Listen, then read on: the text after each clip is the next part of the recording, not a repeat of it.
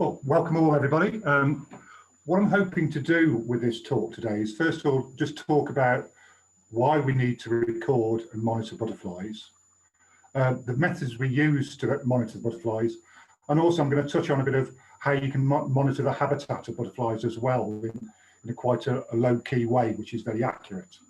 And what I'm going to do then finally is go through all the butterflies you'll see in Warwickshire and give you some ID tips. And hopefully, if this works, you'll all be confident in identifying all these butterflies when you go out in the field. Right, just to give you a picture of Warwickshire, all our recording is done on a 2-kilometre basis, or tetrad. And this is our branch area covering 620 tetrads. And for those who like the old natural history system, this is Vice County 38, more or less. There's just a bits in Birmingham, which our friends in the West Midlands branch cover for us. And this is the first part of what we try and do. Every 5 years, we try and make sure that everywhere in the county is thoroughly recorded. And by doing that, we try and get 10 species in every one of those tetrads. And you can see it here in the 2010 to 14 period, we did do that. And we've done it equally in the latest period, 2015 to 19 as well. Now, the importance of this is we try and make sure everywhere is recorded. Now, butterflies fluctuate wildly, but they also decline and increase rapidly as well. So having this recording every 5 years is very important. To make sure every square is thoroughly recorded, as part of getting those 10 species, we always look to get these 5 widespread species in every tetrad as well. And that's the orange tip up here, the green vein white there, specklewood, gatekeeper and meadow brown. And the reason we do this, these species come out at different times of the year and also are found in different types of habitat. So it's about recording every tetrad thoroughly. And you can see here in the last recording period, I haven't put gatekeeper up, but we got all those species in all those 620 tetrads as well. So why is that important? Well, here's a distribution map of the Essex skipper. And this was in 95 to 99. And you can see it had very much a easterly distribution in Warwickshire. And if I actually overlaid all the major A roads and motorways, you'd find that this butterfly was basically found all the way next to these big habitats and wasn't found actually anywhere else other than sort of road verges. Now that's the map from 2010 to 14. You can see just in those few years, the Essex skippers rapidly colonised the whole of Warwickshire. Now, this is just to demonstrate the importance of recording.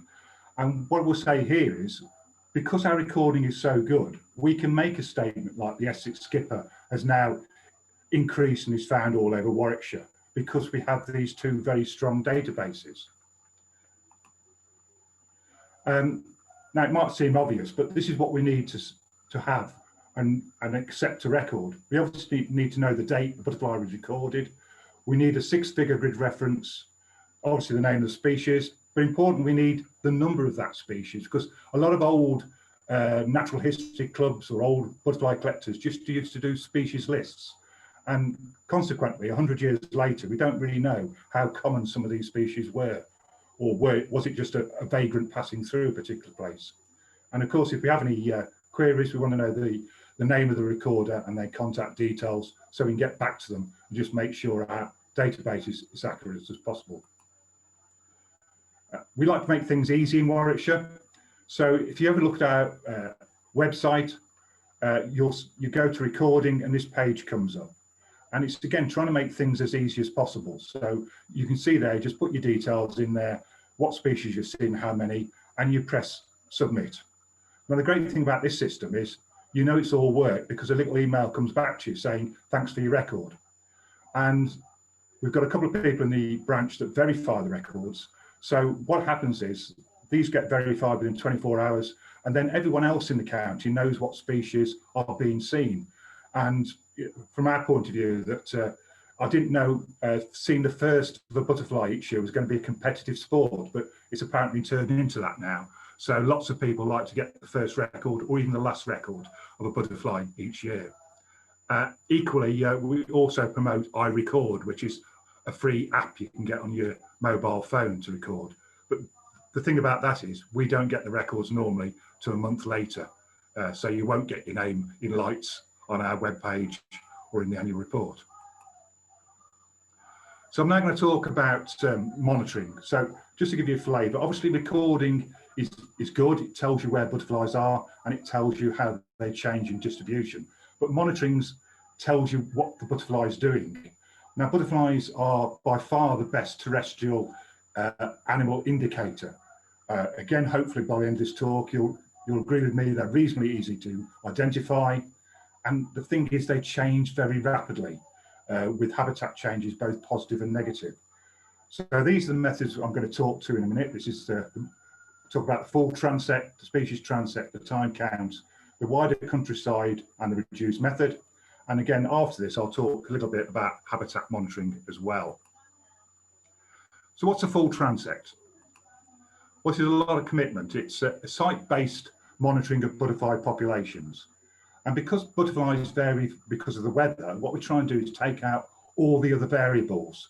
So when we know a butterfly population changes, we can say it's because of habitat rather than just the current weather conditions. You walk it between the 1st of April to the end of September, 20 weeks or 7-day periods as you're going along.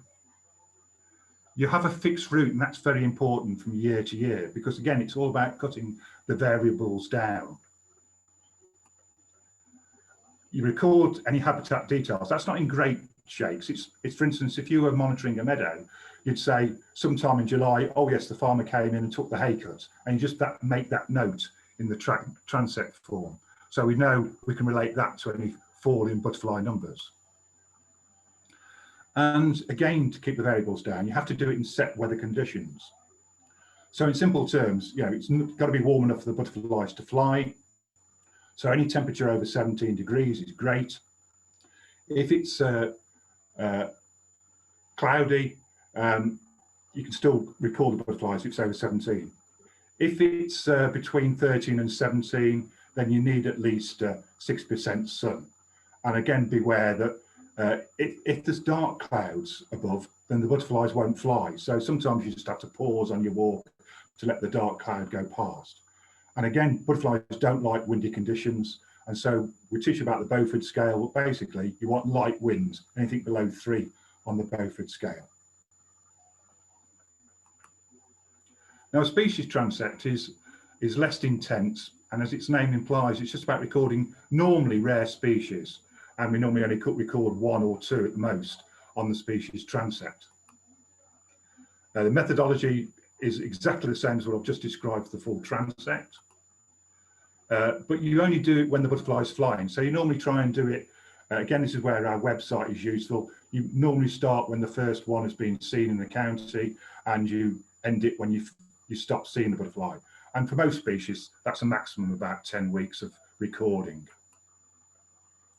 Now, the reduced method's interesting, and this is actually, we've done this to support many of our other partners like God's Acre, who monitor or try and create habitat in churchyards or local parks people. So all you do is, it's the same methodology, fixed route, fixed weather conditions as a full transect, but you only do it 4 times a year. Now, because we monitor just over 100 sites in Warwickshire, even though this is less accurate, by just monitoring the best time in May, June, July and August, we can still get very good data and give people feedback about how their site is doing. So we can say how a species is doing on these sites, most species in most years. So it is a decent method. Finally, there's a time count, and this is to establish population sizes. And this is often used for species like the pearlboard fritillary that can move around a habitat following coppiced woodlands or something like that, or on sites where we can only get there probably once a year because access is a bit difficult to arrange. So you do it at the maximum flight period. So you go when you think the most of that particular species is flying. And what you do is you walk a zigzag path over the whole habitat where the butterfly will breed. And the key thing is you count the number of butterflies for a fixed period of time. Now, you do this each year. So imagine walking across a meadow. You're walking in a zigzag, say, each zigzag is like 5 meters apart, and you count every butterfly. All the science behind this to say it's accurate has been done. Now, perhaps one year you've had 3 shredded wheat and you walk a bit quicker. Well, the fact is what you do is you get to the end of the meadow, you turn around and come back on yourself. It's the time that's vital. So for instance, if you say it's going to be for 10 minutes exactly, it's 10 minutes exactly. Another day you might be a bit sluggish and you don't quite get to the end of the meadow. The key is you actually just stop before you get to the end of the meadow. So that's the key with this particular species. All the science again has been done behind it by full scientists testing this. So we know if you follow the methods, it is very, very accurate. And as for habitat monitoring, again, you'll see here on the right-hand side, this is what we call a drop disc. It's a doweling rod with centimeters marked on it, and it's a 15 centimeter in diameter disc. Again, all the science behind this. The scientists say, if you drop this down, that doweling rod, where it stops is the turf height. Now, this is important for monitoring butterflies because they're very related to how their habitat is. So you drop this down the disc, you measure usually so something can be divided by 10 to make the maths easier, so you can get the average turf height across a particular meadow or woodland ride or something like that. Now, for particular species, you can actually make it more complicated.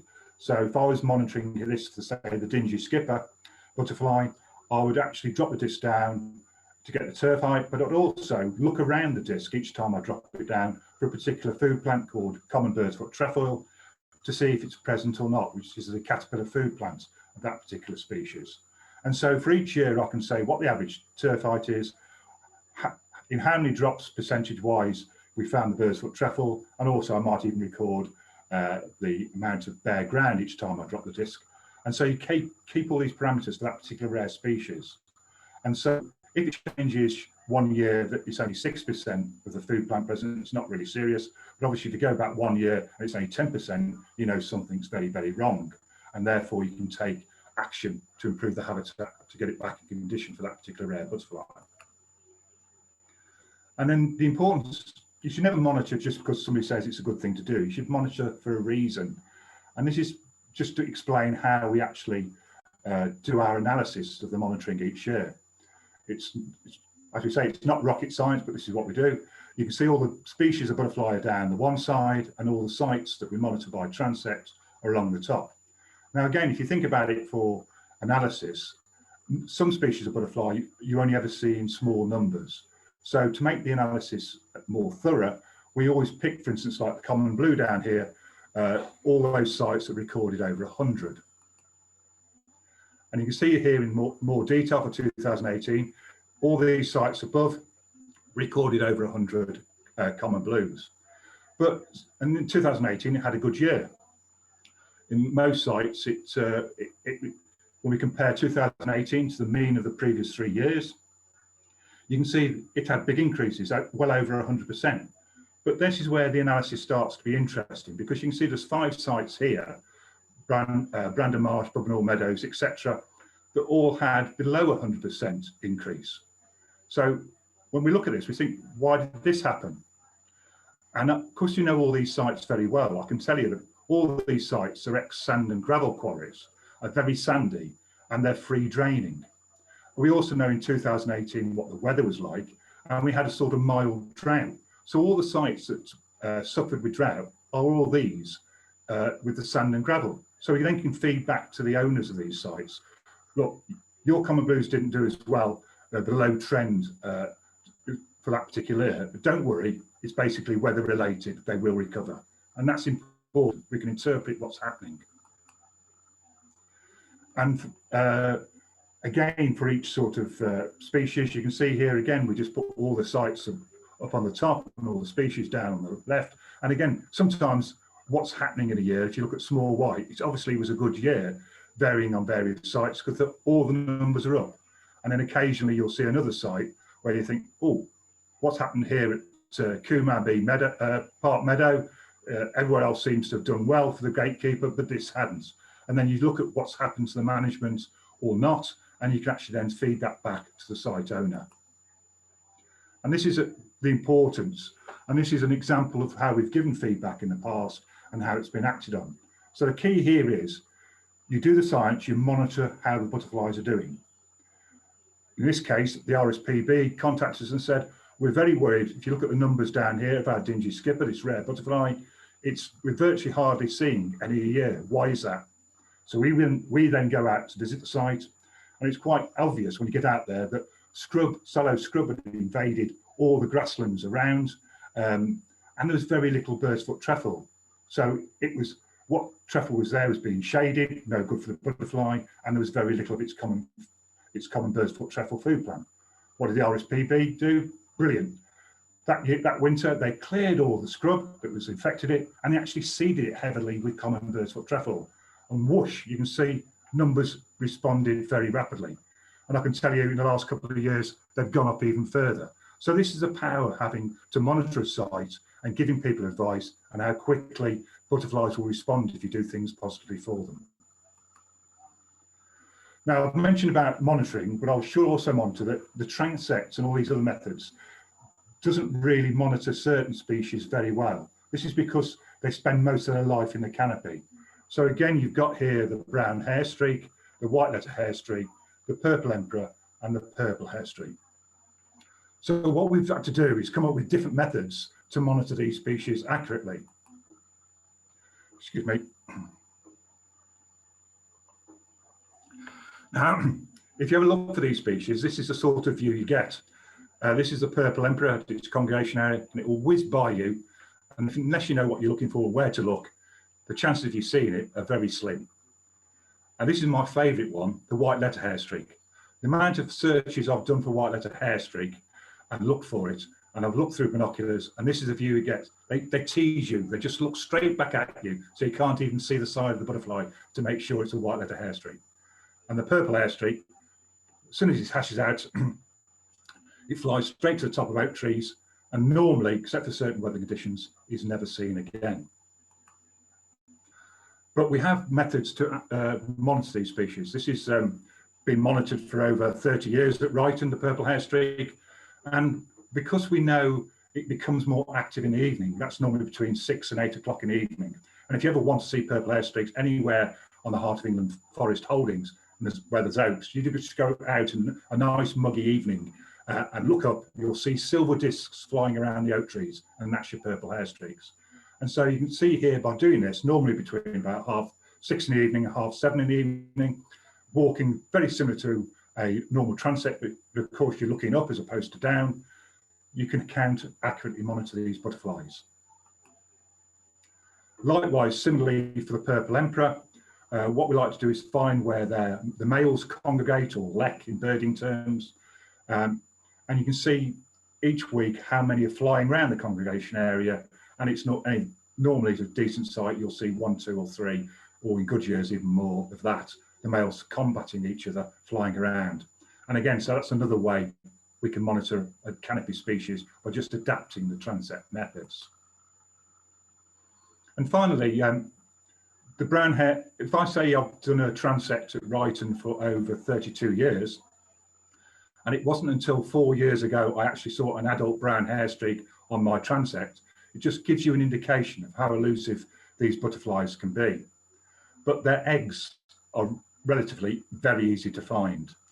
And so when we started managing Wrightwood Meadows, in particular for this species, and that's by managing the blackthorn in a 4-year coppice rotation, we wanted to see if it was working. So each of these areas are a rotation of management with a particular grid reference you can see, the date we searched it, and also how long we spent searching it. So it's consistent each year. And just by doing this, because we know you can search a blackthorn for hours and find every egg, or you can just search the best bits and get a sample of how many eggs are there. And because we're doing this, we know this management is really working for the brown hair streak, and numbers are currently going through the roof. And so much so, I actually had 3 adults on my transect last year, which I was really pleased about. All this analysis goes into our annual report. And as I said, certainly everyone likes to get either the first or last sighting of the species because they get their name in the butterfly report. There's lots of stuff out there to help you BID. Old school, you can use all these field guides. This one down here is my personal favorite. But there's apps, as you say, where you can just put it on a mobile phone, it comes up and gives you an idea of what the butterfly is. There's even DVDs, so there's lots and lots of help out there. And also, we do mention that we've had people just take a photograph on a mobile phone from about 10 feet away of a butterfly, and they've sent it and say, what is this? I'm going to set myself up here, but most times we can tell you what it is. So let's get on to butterfly identification. Well, fortunately, there's clues to tell you which butterfly is which.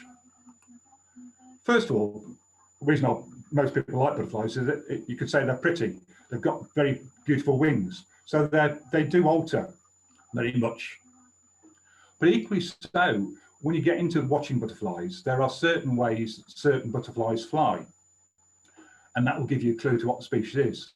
Come on to it later, but there's a species called a speckled wood. When it courts, the two males will battle and they'll spiral up very high from a woodland ride into the air. Once you've seen that, you know it can be no other species other than the speckled wood. In birding terms, they call that the jizz, or the way it flies. The habitat is often a clue. If I say we don't have it in this county, the mountain ringlet, that might give you a clue to where you find that particular butterfly.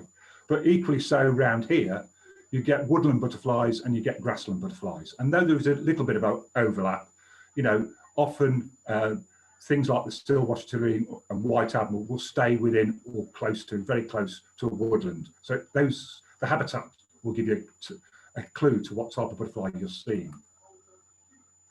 The time of year is a big clue. Again, our website's useful because obviously you get early seasons and late seasons, but most butterflies either have one or two broods and they fly at a particular time. So you may have already seen the orange tip that's come out quite early this year, and it's flying now, and it will fly probably to the end of May, early June. And very occasionally you get some in August, but that is very, very occasionally. So normally the time of year is a big clue to when you see a butterfly, what it is.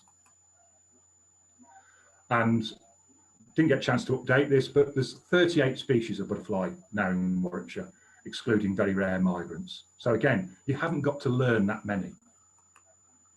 So let's go through them and give you a few clues. The first three I'm going to talk about are what we call the three golden skippers. The first one here is the small skipper. And the key points here is, first of all, the way it lands on these knapweeds and thistles. It always sort of sits like that with its wings sort of partially open like that. It's all gold in this female, and it's a duller sort of orangey on the underneath. It's got a very close cousin called the Essex skipper, again very orangey. This is the clue to the Essex skipper here.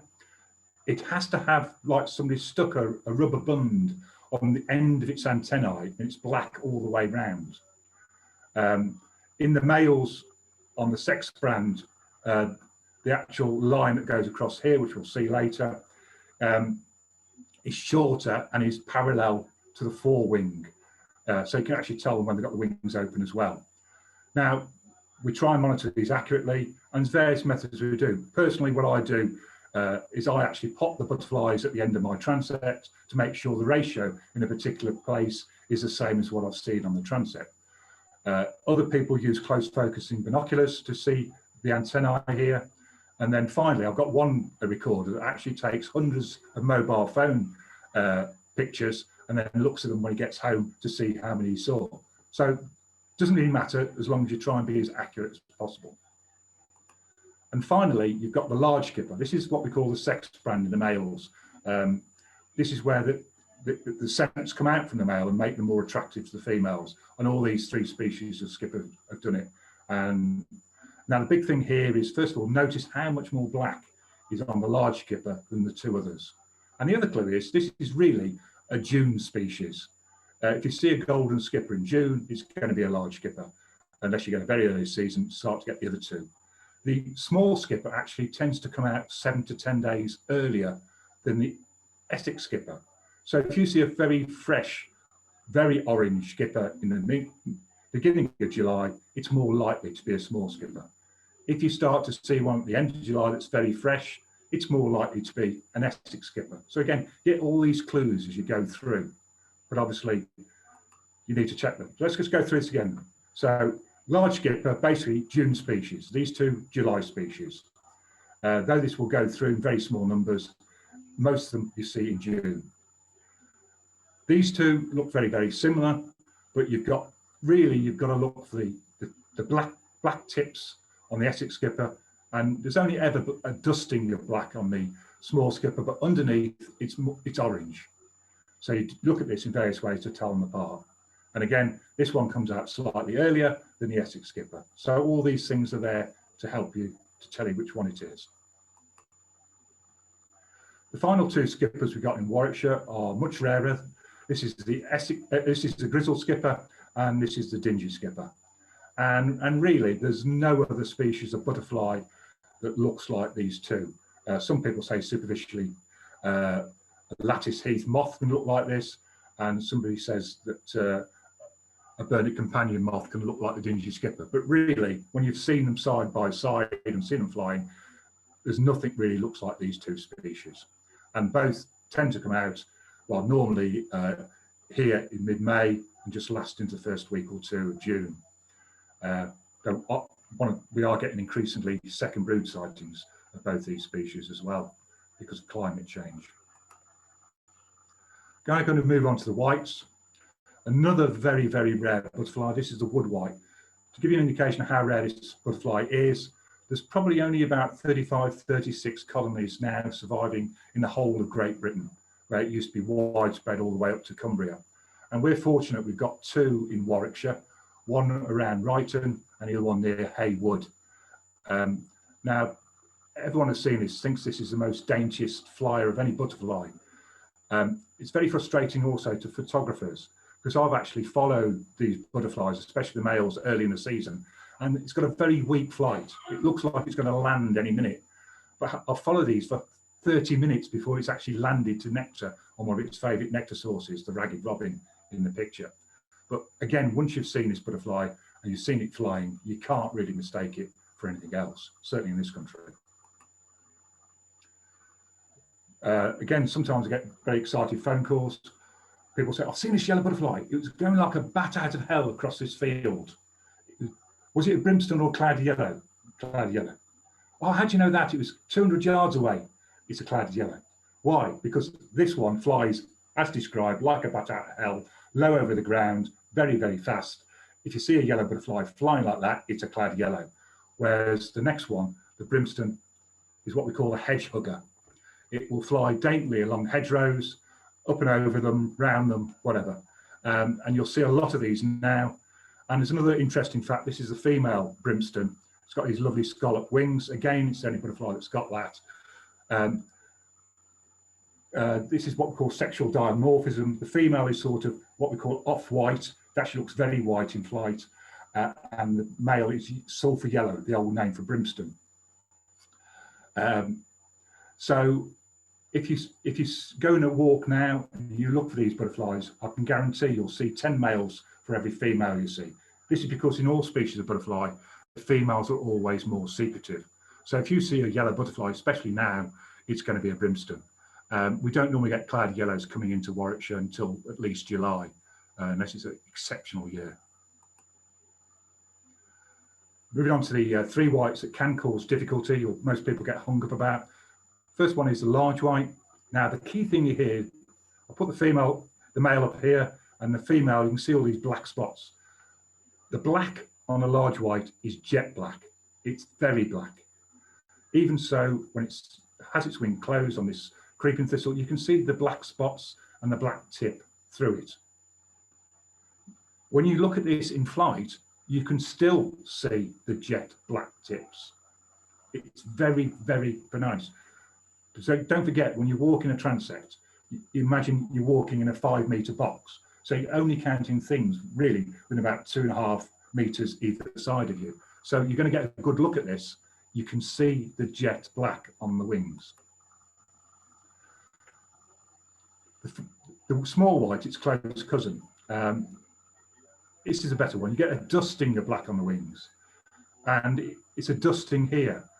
When it flies, you can't really see any black on it. And again, when it settles, you can see it's very, very small amounts of darkness. And when you see them both together, large white is superficially a little bit bigger, but you can't really mistake them because one's got the jet black, the other one hasn't. So let's do them both together. Absolutely jet black, just a dusting of black. So much so, even when it settles, you can see the black through the wings, whereas this is like a dirty yellow.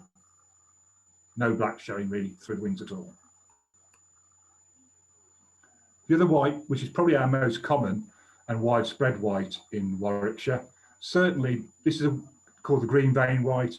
It loves damp conditions. So particularly in woodlands, you're going to see far more green vein whites than you are large and small whites.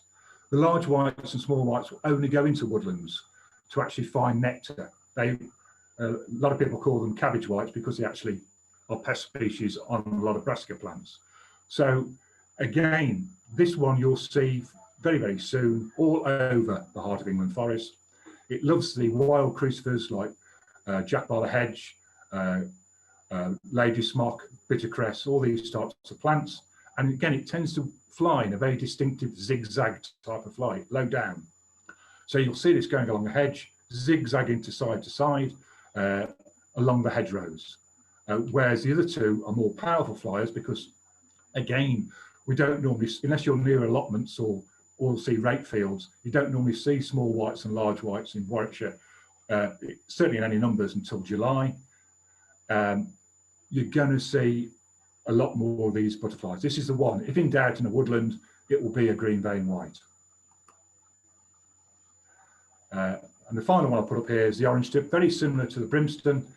It's flying now, but you'll see, as I say, 10 male orange tips for every one female you'll see. And the key to the identification really is when they settle, get this lovely green marbling on the underside.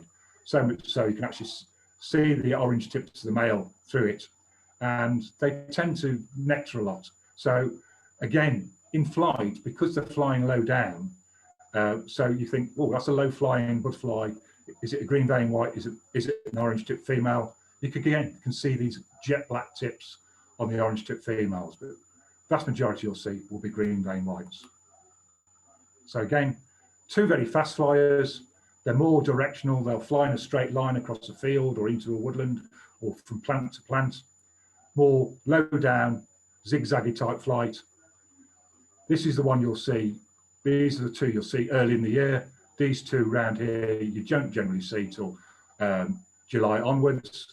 And again, between these two, don't forget, absolutely jet black. You're looking for undersides, whereas this is a dirty sort of yellowy white. Now I'm going to move on to the hair streaks. As I say, if you want to see a hair streak like this, there are three conditions where you'll see it on the ground. The first is when it first hatches in July, it comes out of, it's got a relationship with ants, it comes out of the ant nest, it will sit to dry its wings on something like a bracken frond, and then it will fly into the canopy. So if you go very early in the morning, certainly before 11 o'clock, really around about 9:30, 10 o'clock, you want to walk through a woodland, you can often see these when they're first hatched, drying their wings. But you have to walk very slowly and very carefully because the merest vibration, and all you see is what was that flying into the sky, and it's gone. And also, you think being purple, it would stand out against the green of a bracken frond, but they have this knack of just being over the edge of the bracken frond, so you have to peer over to have a look at it, and in doing so, you disturb it and it flies off. So just bear in mind if you want to see it. The other two conditions to see this butterfly is if we've had a series of several dry days, which has dried the aphid honeydew on top of the oak canopy, or alternatively, we've had a lot of heavy rain that's washed the aphid honeydew off, then these butterflies will come down to the ground to take sustenance from mud.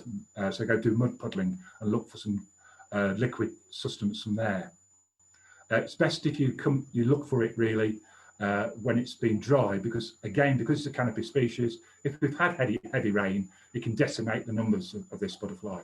So the best bet is go after about 3 very hot days in July and go and have a look down some mud puddles. You can even make your mud puddles yourself, and that can attract the butterfly down. Next butterfly is the white-legged hair streak. I said very, very elusive. You've got some good colonies of this in the heart of England forest. Now, if you really want to see this, I would suggest if you go before 11 o'clock, between 9 and 11 o'clock, early in the season, which is generally now just the end of June, you'll see all the males combating. If you go to a place like, and if you do that on wood, you'll see them there. If you go to Banham's Wood, then what I suggest is you find out where the creeping thistle is, and you go and look at all the creeping thistle heads, and you'll find them on those. And be aware that this is a canny butterfly. Most butterflies will sit on top of the butterfly, the flower and nectar. This will often sit on the side of the flower and throw its tongue over the top, which makes it perfectly camouflaged with this white W where it gets its name from. So they can be tricky to spot, but once you get your eye in, it's much better. I've already talked about the brown hair streak and how elusive it is. Again, just to give you an indication of how elusive it is, when the males hatch out, and most butterflies, the males hatch out first, they go straight to normally an ash tree in Warwickshire, to Leck again, if you like. They sit up there on top of the trees, that they sit right in the middle of the leaf. You can't see them, even with binoculars or a telescope, and wait for the females to make their way to the tree. The female will then get mated. It'll stay in the tree for anything up to 7 days while its eggs mature. And the only time then you really like to see it is when the females come out of the tree and start looking for blackthorn to lay their eggs on. And again, up until about 4 o'clock in the afternoon, you look for these, and you just wait for a flash of orange going around the blackthorn. And you have to be very quick on your toes, because when they find a suitable blackthorn, they go round it like a fireman going down a fireman's pole and disappear into the undergrowth very quickly. So you have to be very quick to get to where you think you've seen a brown hair streak, unless you get very lucky and they sit like this for the photographers. But they are tricky butterflies to see. Again, the green hair streak, again, thankfully it's our only green butterfly, so you can't mistake this for anything else. What I will say is in Warwickshire, our colonies mainly are based on common bird's foot trefoil, but it has an association with hawthorn, especially the males. So the males tend to, again, Leck, where there's isolated or sheltered hawthorn in the sun. And again, the trick to find these species is as the hawthorn flowers tend to come into flower, the green hair streaks tend to appear. When the hawthorn tends to go over, the green hair streak finishes. That's the trick of finding them in Warwickshire. But they're very easy. Once you know a decent colony, especially around Princethorpe, you just go and find a sunny hawthorn when it first started, and the males will be around there, and they pose like this. They're very easy to photograph. But as I say, you can't mistake them for anything else. They always settle with their wings closed like this. Then I'm going to move on to the coppers. We've only got one copper in Warwickshire, the small copper. And you'd say this is the robin of the butterfly world. You only see them in most places in very small numbers, 1s and 2s, but they are very feisty. They'll set up a territory, especially the males, on some flower head, and they'll actually go and fight and chase anything that comes into their vision. And that includes things like dragonflies that will eat them. So they're not very bright, but so they stay there, and they'll nectar ferociously, and then sort of go and back onto their perch. And once you've found them, they keep coming back virtually to the same flower head. So once you've seen a flash of orange, the trick is just stand still for a few seconds and wait to come back to you. Don't try and chase it. Now coming on to the blues. This is the brown argus. It was very, very rare in Warwickshire and was virtually confined to sites where its main caterpillar food plant was rock rose. But thanks to climate change, it's now changed its food plant to various species of cranesbill, mainly dove's foot and cut-leafed. And so now it's found all over Warwickshire. Now the key to this species is notice these orange, what we call luneals, as opposed to spots around the wings. And again, always get told off in my English here, but we look for a missing spot here in the brown Argus on its forewing, or conversely, we look for 2 spots there. So missing spot, 2 spots. Now again, this is a common blue, and males you can't mistake because they're varying, always this blue, but the females go from 90% blue to 10% of them are this dark form, which can confuse people. And again, what we look for is spots here where they're missing in the brown Argus. Only 1 spot there if it's got its wings folded down a bit. And the other thing is, if you see these in flight, once you've seen them, the brown Argus looks very silvery in flight, whereas this one, you can see, sometimes you can actually see the red on the wings. It looks completely different. So there we are. Which one's which? Which one's got the missing spot? Which one's got the very orange? Brown Argus, common blue.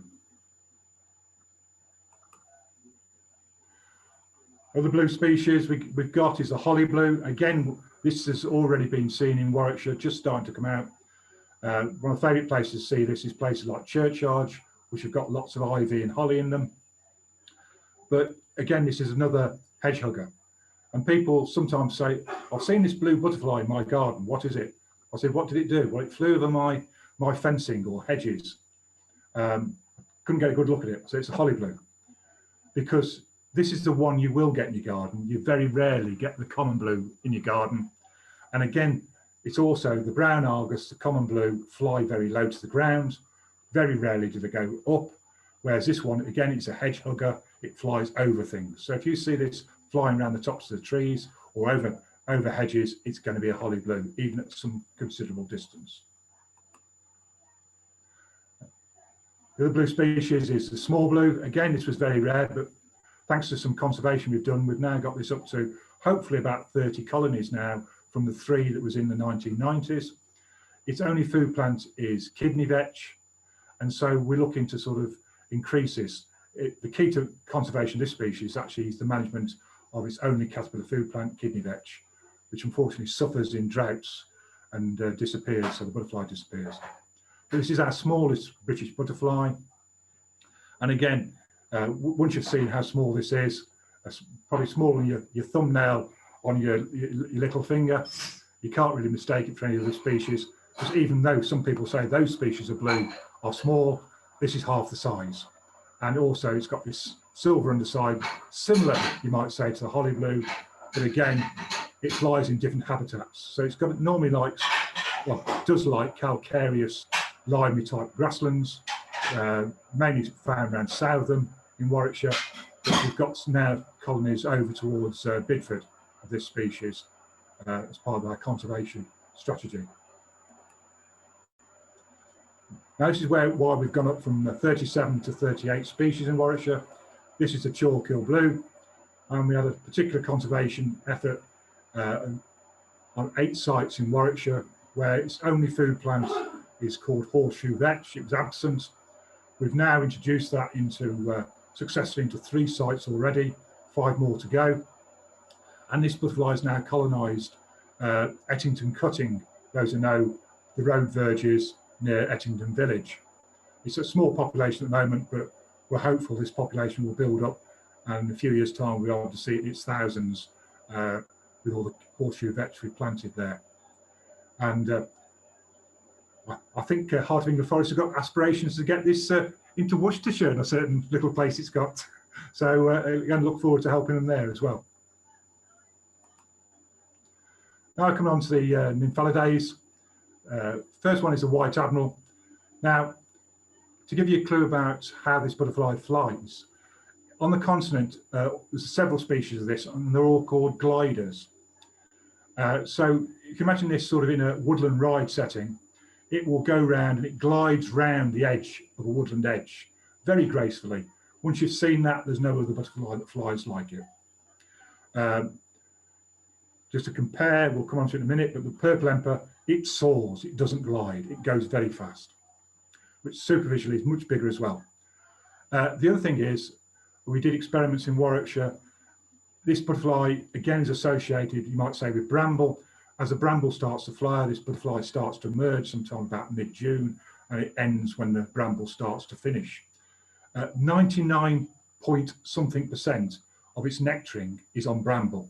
So again, if you just want to see this butterfly, suggest you go to Woodland like Coton Park, go in the early evening between about 5 and 6 on a really hot sunny day, find a nice sunny hot place where the bramble is in bloom, and you should pick up a white admiral.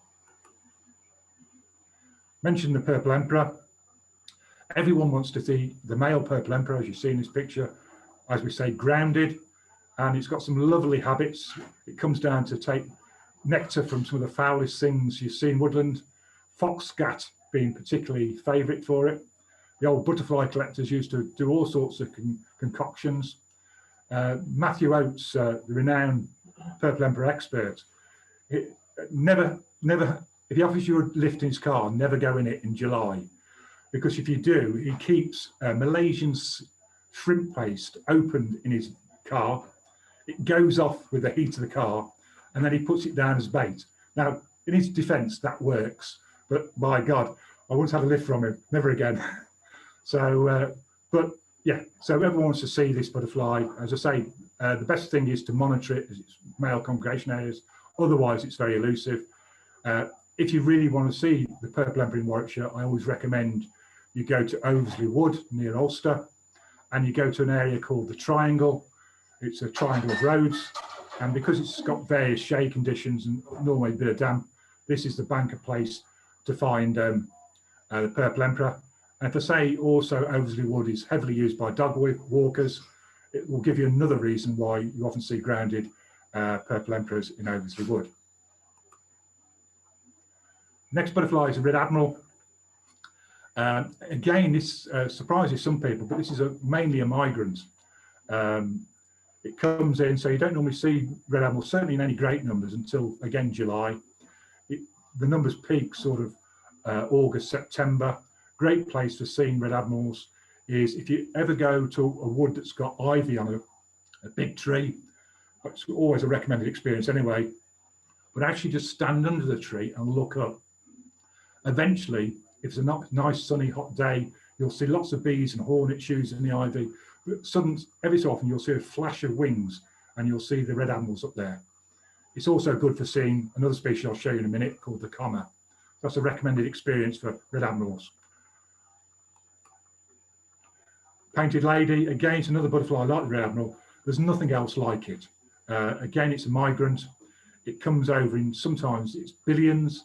It all depends on what happens in January and February in the Atlas Mountains. If they get a real downpour in that area at that time, numbers build up very rapidly. And then the painted lady will come over here in either 4 stages, first into southern Spain, then northern Spain, southern France, northern France, then over to us. Or on exceptional years, it can actually fly all the way from the Atlas Mountains in one go. And you can tell the difference between the painted ladies, how they've come over, because the painted ladies that are a more sandy colour are the ones that's flown directly here. But there's nothing else looked like a painted lady. Small tortoiseshell. It's actually showing signs of a bit of recovery in Warwickshire.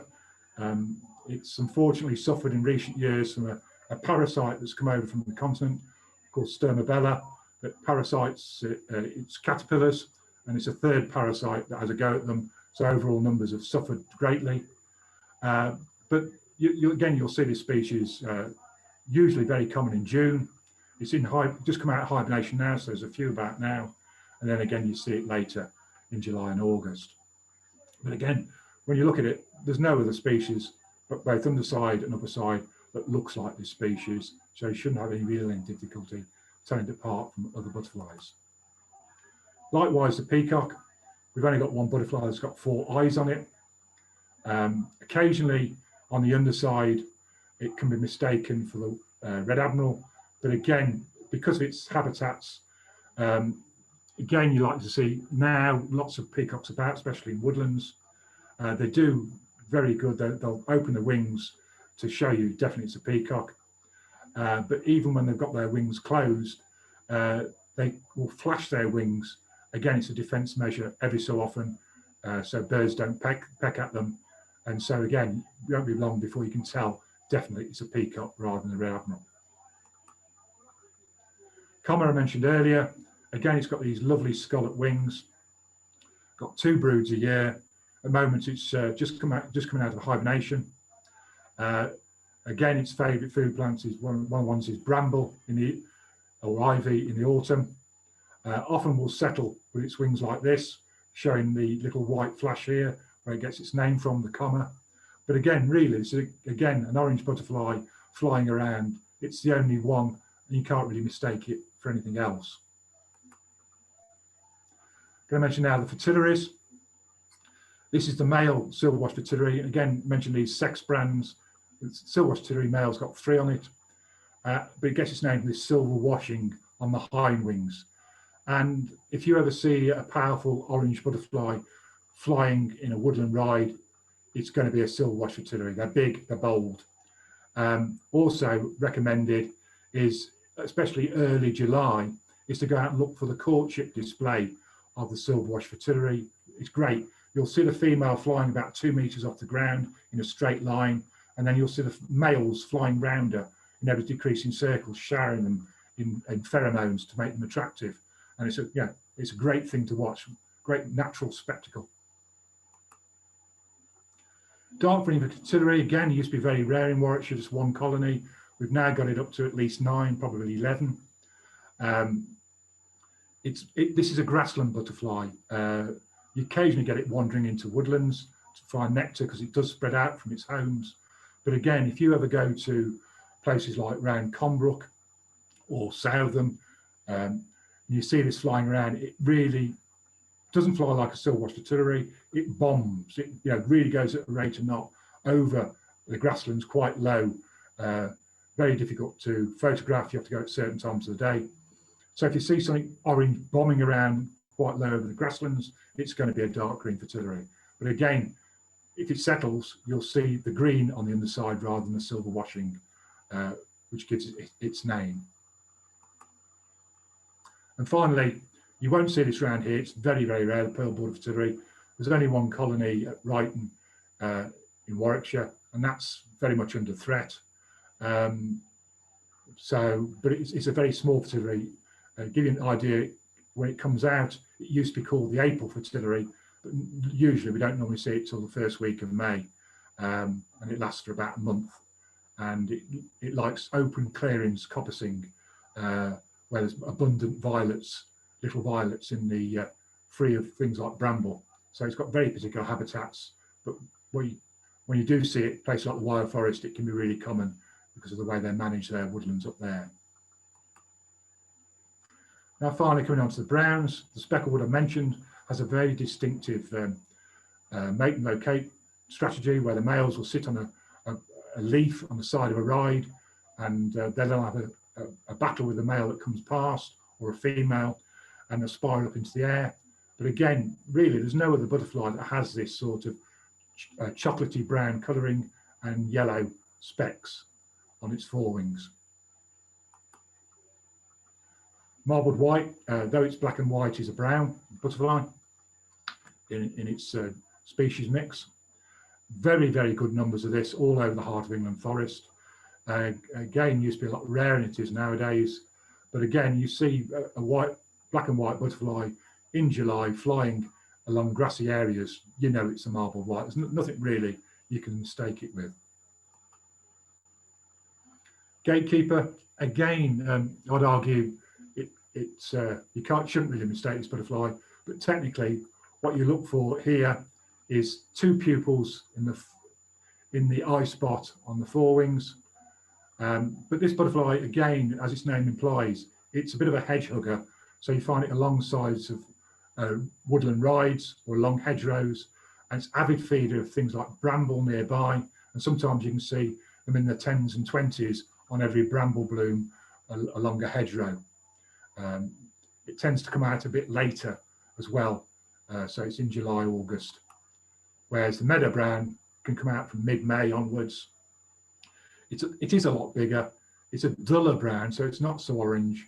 You can see here, technically, it's got the one pupil in its eye spot. Don't forget, it's got two pupils on the underside. But again, once you've seen a meadow brown and a gatekeeper, I would argue very strongly you shouldn't really mix them up. And then the ringlet, again, comes out often now mid-June. Loves damp grasslands, so it loves woodland rides. And when it's at peak numbers, often will outnumber meadow browns in a woodland. It can be that common. And again, it's got a very, very distinctive flight. It's got a bobbing flight. So you can imagine it's sort of like a yo-yo going up and down. Imagine a butterfly bit on a string like a yo-yo, and that's how it flies along. And also, when it's very fresh, when it first comes out, it's got a very distinctive white fringe all the way around the outside. And so you see this dark, very chocolatey butterfly bobbing up and down with a white fringe. It's got to be a ringlet. And the final butterfly is a small heath. Again, very good numbers of small heath in the heart of England holdings. It used to be the most abundant butterfly in the whole of Britain, but it's declined because if it goes extinct in an area, it doesn't really colonise very quickly. But the great thing, of course, about the heart of England forest, all your landscapes are connected. So if it does something that goes wrong in one place, it can actually wander along and colonise again. And the best place to see this heart of England forest is actually follow the footpaths or tracks of vehicles on your holdings, because it lays its eggs on the edge of these tracks on fescue grasses. So again, that's where it's most common, and it'll often bask on the bare ground on these tracks, and you'll disturb it and it'll fly a bit further on and go straight down and bask on the ground again. But believe me, with this coloration underneath, sometimes very difficult to spot, where you think, sure, I saw it land there. You just have to sort of keep your eye on. Just a reminder, as the talk's coming to the end, we also include immature stages of butterflies. So you've got the brown hair streak eggs here. That's why I said they're easy to find. It's sort of jet white sea urchins on a black stem, small tortoiseshell caterpillars on nettles here, and sometimes you're lucky enough you can find the chrysis or pupa nearby. So again, you can record all these butterflies. And I mentioned earlier, also encourage obviously recording of moths, and these are 6 very common day-flying moths you might see on your transects. And if you remember the grizzled skipper, I'd argue the lattice heath here looks nothing like the grizzled skipper, and this is the burnet companion here that was superficially, might say, looks like the dingy skipper, but you see the orange underneath. When these fly, you can actually see the orange, so you know it's not a dingy skipper.